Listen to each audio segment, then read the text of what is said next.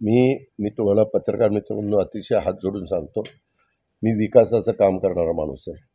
मला विकासामध्ये तुम्ही कुठल्याही जिल्ह्यामध्ये जावा, काही वाचाळवीरांच्या गोष्टीला प्रत्येक गोष्टीला उत्तर द्यायला मी बांधील नाही.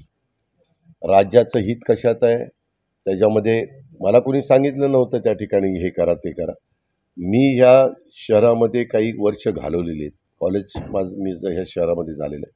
त्याच्यामुळं एक चांगल्या हेतूने दोन्ही खासदार, पालकमंत्री, आमदार सगळे मागं अधिकाऱ्यांनी पण मला DPCच्या मीटिंगमध्ये पण काही गोष्टी सांगितल्या म्हणून मी केलं आहे.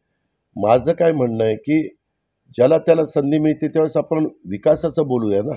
निगेटिव्ह नकारात्मक बोलून कशाकरता आपले प्रश्न मार्गी लागावेत. ह्याला एक वेगळा वारसा आहे ह्या शहराला.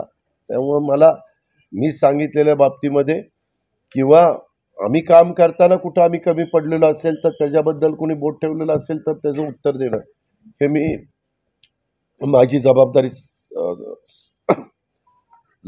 आहे असं समजतो आणि देतो. तेव्हा का तुम्ही जर एवढ्या मोठ्या महाराष्ट्रात चांद्यापासून बांद्यापर्यंत किती खासदार आहेत? 48.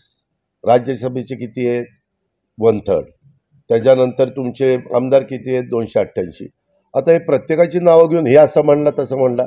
मी पुन्हा सांगतो, पुन्हा नम्रतेने सांगतो बाबांनो, मी अशा कुणाच्याही प्रश्नाला उत्तर द्यायला बांधील नाही.